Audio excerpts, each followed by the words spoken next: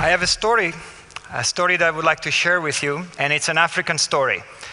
It is a story of hope, resilience, and glamour. There was Hollywood. Then came Bollywood. Today, we have Nollywood, the third largest film industry in the world. In 2006 alone, almost 2,000 films were made in Nigeria. Now try to imagine 40, 50 films wrapped, distributed every week in the streets of Lagos, Nigeria, and West Africa. Some estimate put the value of this industry at $250 million. It has created thousands, if not tens of thousands of jobs. And it's expanding. But keep in mind that this was a grassroots movement. This is something that happened without foreign investment, without government aid, and actually it happened against all odds. In one of the most difficult moment in Nigerian economy. The industry is 15 years old. And so maybe you're thinking now, how an Italian filmmaker based in Boston is so interested in this story. And so I think I have to tell you just a few things about my personal life, and because I think there is a connection. My grandfather lived most of his life and is buried in Zambia. My father also lived most of his adult life in East Africa, and I was born in Zambia. Even though I left when I was only 3 years old, I really felt that Africa was this big part of my life. And growing, it really was a place where I learned to walk. I think I uttered the first words, and my family bought their first home. So when we came back to Italy, and one of the things that I remember the most is my family having this hard time to share stories. It seemed that for our neighbors and friends, Africa was either this exotic place, this imaginary land that probably exists only in their imagination, or the place of horror, famine. And so we were always caught in this stereotype. And I remember really this desire to talk about Africa as a place where we lived and people live and go about their lives and have dreams like we all have. So when I read in a newspaper, in the business page, the story of Nollywood, I really felt this is an incredible opportunity to tell a story that goes against all these preconceived notions. Here I can tell a story of African making movies like I do, and actually I felt this was an inspiration for me. I have the good fortune of being a filmmaker in residence at the Center of Digital Imaging Arts at Boston University. And we really look how digital technology is changing and how young independent filmmakers can make movies at a fraction of the cost. So when I proposed the story, I really had all the support to make this film. And not only had the support, I found two wonderful partners in crime in this adventure.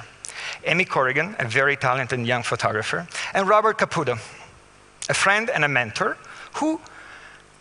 he's a veteran of National Geographic, and told me, you know, Franco, in 25 years of covering Africa, I don't know if I have come across a story that is so full of hope and so fun. So we went to Lagos in October 2005. And we went to Lagos to meet Bonda Merua, a wonderful, talented film director who is with us tonight. The plan was to give you a portrait of Nollywood, of this incredible film industry, following Bond in his quest to make an action movie that deal with the issue of corruption called Checkpoint, police corruption. And he had 9 days to make it. We felt this was a good story. In the meantime, we had to cover Nollywood, and we talked to a lot of filmmakers. But I don't want to create too many expectations. I would like to show you 6 minutes. And these are 6 minutes that really prepared for the TED audience. There are several themes from the documentary, but they are re-edited and made for you, okay? So I guess it's a world premiere. Action!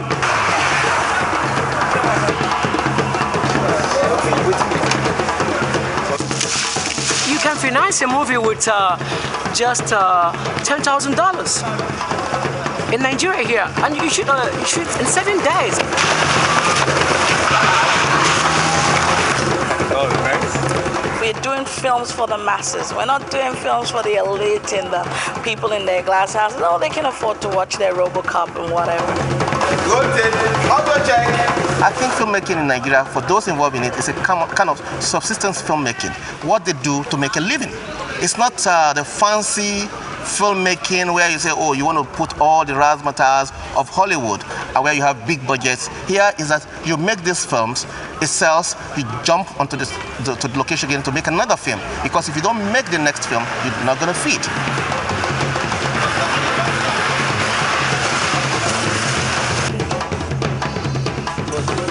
So while we're entertaining, we should be able to educate. I believe in the power of audiovisuals. I mean, 90% of the population will watch Nollywood. I think it's the most viable vehicle right now to pass information across and to educate the people. So if you're making a movie, no matter what your topic is, put in a message in there. You still have to report the incidents. He needs proper medical attention. I keep trying to explain to people it's not about the quality at the moment. The quality is coming. I mean, there are those films that people are making for quality, but the first thing you have to remember about this society is that Africa still has people that live on $1 a day, and these are the people that really watch these films.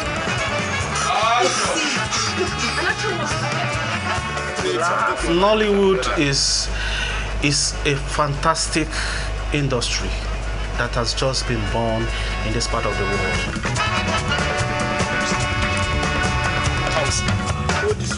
Because nobody believed that Nollywood can come out of Africa.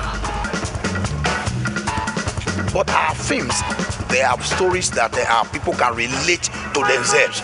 They are stories about our people, for our people.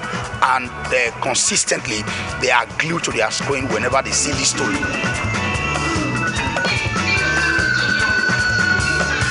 Suspense, fun, and intrigue. It's a blockbuster comedy to crack your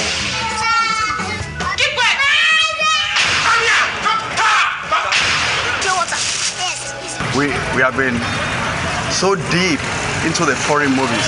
It's all about the foreign movie. But we can do something too. We can do something, in fact, something that when the world see it, they say, wow, this is Nigeria. Just embarrass yourself, Sergeant. Don't embarrass yourself.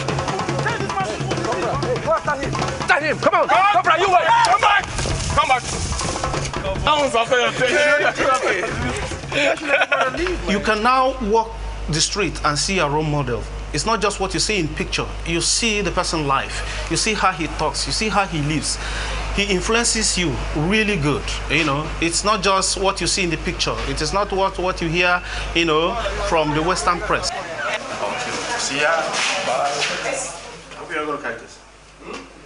Action. I was so fascinated, you know, with those cowboy movies. But then when I discovered the situation in my country at that time, there was so much corruption. For a young man to really make it out here, you got to think of some negative things and all that, or some kind of vices. And I didn't want that, you know, and I discovered that I could be successful in life as an actor without doing crime, without cheating nobody, without telling no lies. It's just me and God-given talent.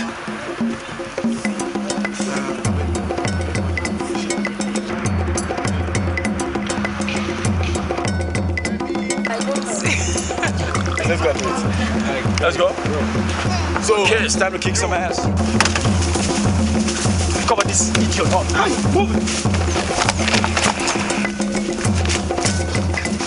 The big countries, when they do their movies, they have all these things in place. But here, we improvise these items, like the gunshot. Like the gun, like here now, you see the gun there, but you won't see any gunshot. We use knockout. What I'm scared of is just the explosion. May not go come up my face.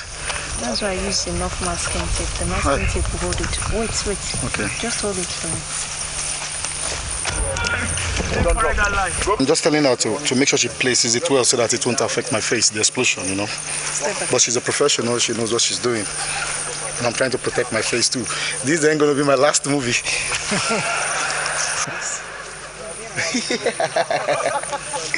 You know, this Nollywood where the magic lives. Put out for where live day. So now you're about to see how we do our own movies here, with or without any assistance from anybody. Action! Hey! Ah! Cut!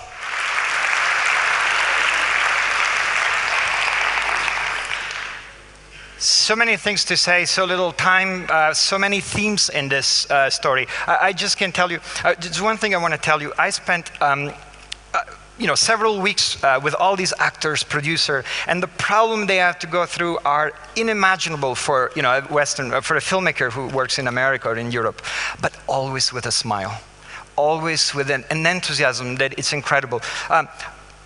Werner Herzog, the German filmmaker, said, "I need to make movies like you need oxygen." And I think they're breathing. The Nigerian filmmakers really, really are doing what they like. And so it's a very, very important thing for them and for their audiences. A woman told me, when I see a Nollywood film, I can relax. I can breathe better. There is also another very important thing that I hope will resonate with this audience. It's technology. I'm very interested in it. And I really think that the digital nonlinear editing has slashed the cost now is a fraction of what it used to be. Incredible cameras cost under $5,000, and this has unleashed tremendous energy. And guess what? We didn't have to tell them to the Nigerian filmmakers. They understood it, they embraced the technology, and they run with it, and they're successful. I hope that this film will go, the Nollywood phenomenon will go both ways. I hope it will inspire other African nations to embrace the technology, look at the Nigerian model, make their film, create jobs, create a narrative for the population, something to identify, something positive, something that really is psychological relief and it's part of the culture. But I really think this is a phenomenon that can inspire us. I really think it goes both ways. Filmmakers, friend of mine, they look at Nollywood and they say, wow, they're doing what we really want to do, make a buck and live with this job. So I really think it's a lesson that we are actually learning from them. And there is one small challenge that I have for you and should make us reflect on the importance of storytelling. And I think this is really the theme of this session. Try to imagine a world where the only goal is food and a shelter, but no stories around the campfire, no legends, no fairy tales, nothing, no novels. Difficult, eh? It's meaningless. So this is what I really think. I think that the key to an healthy society is a thriving community of storytellers, and I think that the Nigerian filmmakers really have proved this. I would like you to hear their voices. Just a few moments. It's not an edited sequence, just some voices from Nollywood. Nollywood is the best thing that can happen to them. But if you have an industry that puts a smile on people's face, that's Nollywood. I believe very soon we're not only going to have better movies, we'll have that original Nigerian movie. It's still the same basic themes, love, action, but we're telling it our own way, our own Nigerian way, African way. We have diverse cultures. That's so many. That in the next 10 lifetimes, I don't see us exhausting the stories we have. My job ends here, and the Nollywood filmmaker really have now to work, and I really hope that there will be many, many collaborations where we teach each other things. And I really hope that this will happen. Thank you very much. I've got 2 questions.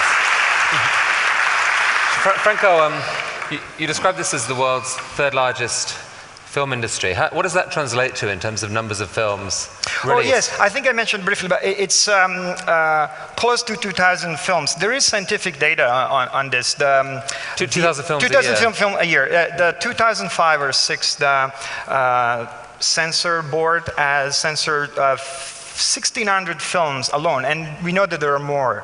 So it's safe to say that there are 2,000 films. So imagine 45 films per week. There are challenges. There is a glut of film. The quality has to be raised. They need to go to the next level, but I'm optimistic. And these aren't films that are primarily seen in cinemas. They're primarily... Oh yes, of course. This is very important. These are maybe for you to try to imagine this. These are films that are distributed directly in markets. They are bought in video shops. They can be rented for pennies. On what format? Oh, the format. Thank you for the question. Yes, it's VCDs. It's a CD. It's a little bit of more compressed image. They started with VHS. They actually didn't wait for the latest technology. They started in 92, 94. So there are 57 million VCR in Nigeria that play VHS and these VCD. It's a CD basically. It's a compact disc. So on the streets, you can be in a Lagos traffic jam and you can buy a movie or some bananas or some water. Yes. and this is really, I have to say, this really proves that storytelling, it's a commodity, it's a staple. There is no life without stories. Yeah. Franco, thank you so much.